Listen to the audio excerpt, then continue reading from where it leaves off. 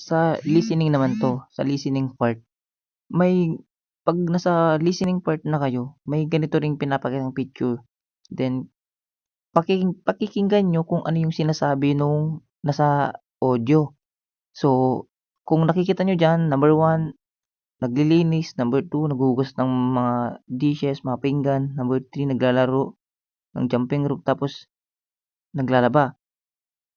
'Pag ganyan, kung ano yung narinig niyo, kailangan dun niyo i-ano, halimbawa 1, 2, 3, 4, mamimili kayo dun. So ito, ita-try natin, ipe-play natin 'to, pakinggan niyo. 빨래를 해요. 빨래를 해요. So yun, kung alam niyo yung vocabulary ng pallirelheyo, hindi siya palli-palli, may katunog siya sa palli tsaka palli-palli. Ang palli-palli kasi bilis, hurry, gano'n. Pero yung question kasi dito, pallirelheyo.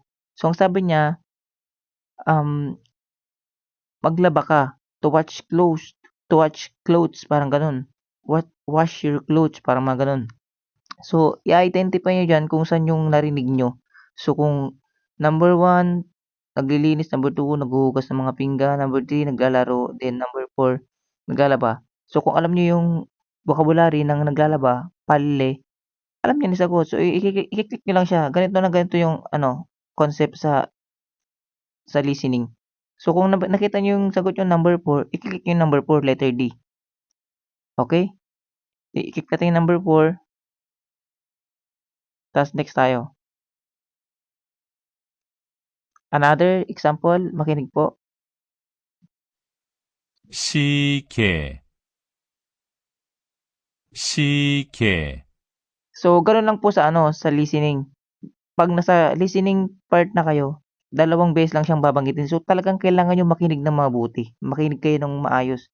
So, ang sabi dun sa question, shige. So, kung alam mo yung vocabulary ng shige, clock. So, hanapin mo diyan kung anong number. Number one, jangkab. Number two, shige. Number three, yolse. Tapos number four, chikap. Okay, wallet, susi, clock, tsaka gloves. So, kung alam mo yun, number two ang sagot. So, ganun lang. Ganun na ganun ang concept ng listening. Makinig lang kayo tsaka more vocabularies. So, yun lang. Leads ng Korea. Anyong.